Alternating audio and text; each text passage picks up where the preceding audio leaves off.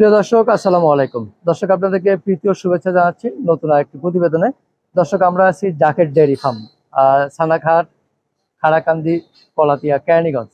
আর দেখতে পাচ্ছি Zaker dairy farm হলো বাংলাদেশের ঐতিহ্য। আমরা এই পর্বে মূলত কথা বলবো যে জাকের ডেয়ারি ফার্মে কতগুলো সংগ্রহ রয়েছে, কত লিটার দুধের গাভী রয়েছে, কেমন দাম আশা করতেছেন এবং জাতমান কিভাবে নির্ণয় করবেন, নতুনদের জন্য কি পরামর্শ থাকবে, সব বিষয় নিয়ে। ভাই, আসসালামু আলাইকুম। ওয়ালাইকুম আসসালাম। ভালো আছেন? আলহামদুলিল্লাহ। আচ্ছা, আপনি আজকের কেমন গেট আছেন? আপটা খুব সুন্দর লাগতেছে। আসলে আমি একটা সত্যিকারের কৃষক। হ্যাঁ। যেটা ৮৬ ভাগ কৃষক, কৃষি নির্ভরশীল বাংলাদেশ। ৮৬ ভাগের মধ্যে আমি একজন। আসলে এটা হলো আমার ড্রেস। অরিজিনাল? এটা অরিজিনাল ড্রেস হলো আমার এটা। আচ্ছা। প্যান্ট পিন্দি যাই কিছু কিনি পরি, কোথাও বলছে। আর আচ্ছা। বর্ষাকালে প্যান্ট পরতাম, কোথাও বলছে। হ্যাঁ। রেজানা শুধু বন্ধুরা নাচাইতে। আচ্ছা। আর সে একটা হ্যানার নাচাইতে। আচ্ছা। ওই দেখেন নাই, ওই যে ৩২ নম্বর সামনে ওই যে মনে করছো যে আমাদের জিল রয়ে গেছে। হ্যাঁ। ওই পার্কের মাঝখানে দেখবেন একটা ঘর আছে সুন্দর। হ্যাঁ। ওখানে আমাদের বর্ষার কালে খুব নাচ গান হইতো। ওইখানে নাচতে থাকো পাওয়া যেত। আচ্ছা। তাই আমি ওই সময় ৪-৫ জামা আর সাদা লুঙ্গি পিনতাম। তো হ্যাঁ, নাচছি না তখন এই লুঙ্গি পিনতে বাদ যা জায়গা। তখন আমি চিন্তা করলাম যে লুঙ্গি পিনতে পাই যে জায়গা, একটা সারা প্যান্ট পরা, এই প্যান্ট পরা শুরু করলাম। জেন্সের প্যান্ট কিনলাম, তারপর আস্তে আস্তে আস্তে আস্তে প্যান্ট পরা শিখলাম। আর আমার মাতৃ পোশাক হইলো এটা আমার মনে করছো আমি একজন ব্যাপারী মানুষ, একজন খামারি মানুষ, একজন হইলো কৃষক মানুষ। সবকিছু মিলে কৃষকের যা ড্রেস, আমার হলো জাতীয়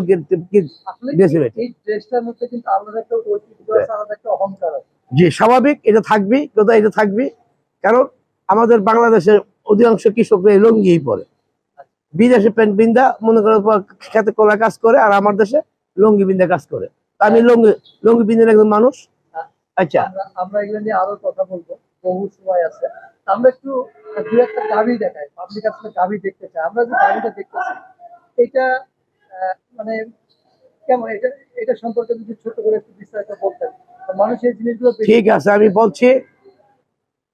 প্রিয় দেশবাসী এবং বাংলাদেশের খামারি ভাইয়েরা এবং নতুন উদ্যোক্তারা, যারা উদ্যোক্তা হতে চাচ্ছেন, যারা দেশ গড়ে কারিগর হতে চাচ্ছেন, জাতীয় কিছু দিতে যাচ্ছেন, আপনার বাচ্চারা দুধ খাওয়াবেন, মাংস খাওয়াবেন, অন্যের বাচ্চারা খাওয়ান শিখুন এবং ভালো পণ্য, ভালো মাংস, পরিপূর্ণ ভালো মাংস, ভালো দুধ খাওয়ানো মানুষকে খাওয়ানোর প্রত্যাশা রাখেন। আপনার আশা একদিন পূর্ণ হবে।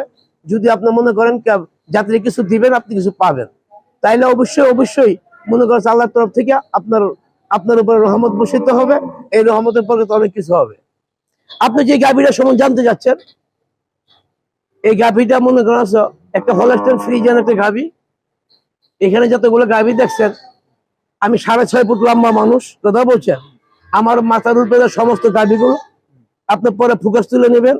আমি আবার মনে করছো গাভী ওই যে ওলান দুধ আটকে ক্যামেরা করা, কথা বলছেন, প্রতিবেদন দেওয়া, আমি শিখি নাই।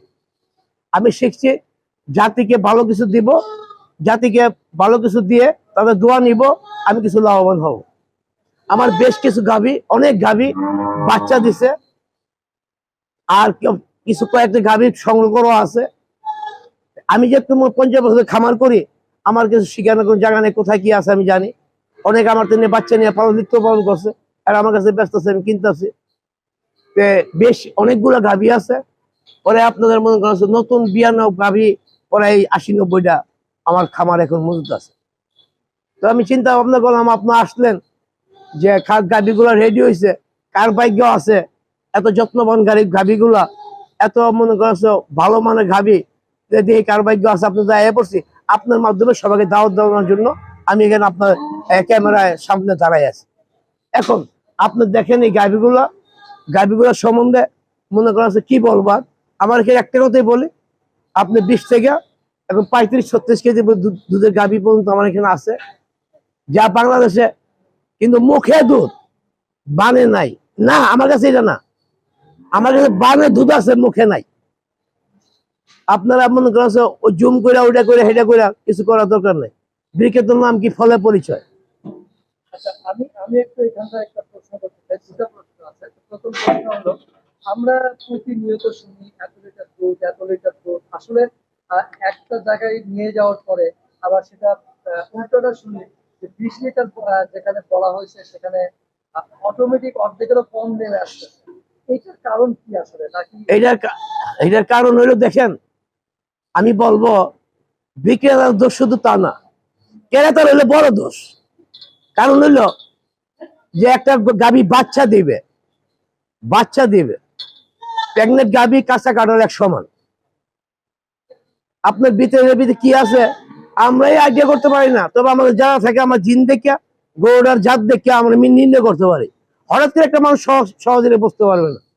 আপনার যারা গাভী বিক্রি করবে তারা যাওটাও আবি যাবি খাওয়াইয়া গরুর বান মনে করছো 5 কেজি দুধের উলান দেয়, 20 কেজি দেখায়, 25 কেজি দেখায়, কারণ উলান বড় হয়ে যায়। ওটা কিন্তু সঠিক কিনা, ওই সঠিক না। আজকে বাচ্চা দিছে আজকে কালকে কিনা ফেললেন, এটাও সঠিক না। কারণ এখন মনে করেন দুধের উলানে বার থাকে বিভিন্ন প্রকারের, বিভিন্ন মনে করছো আমাদের মায়েদেরও বাচ্চা হইলে মনে করছো বুক অনেক বড় বড় থাকে। এরকম প্রত্যেকটা পশু পাখি যা কিছু আছে সবারই, ছাগল বেড়া যা কিছু বাচ্চা হওয়ার আগে অনেক বার থাকে। তখন মনে করছো কখনো আপনারা মনে করছো 1 মাস প্রেগনেন্ট 8 মাস আর বাচ্চা দেওয়ার 15 দিন পরে বা 1 মাস পরে কিনা আরো ভালো।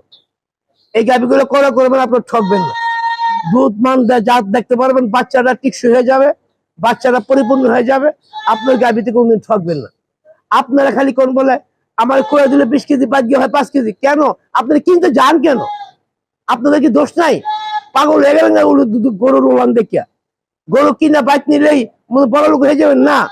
আপনারা মনে করেন গরুর গোয়া দিয়া গরুর হীরা মুক্তা পড়ে না, গরুর গোদের গোবর পড়ে, এই গোবরকে রিসার্চ করে হীরা মুক্তা বানানো লাগে। এটা কষ্ট করে ব্যবসা করতে পারলে ফলাফল ভালো আছে, ফলাফল ভালো পাবেন ইনশাল্লাহ। আরেকটা যেটা হলো যে ধরেন বড় উলান বলি আর ছোট উলান বলি, আসলে এটা মোটেও দেখা ঠিক না।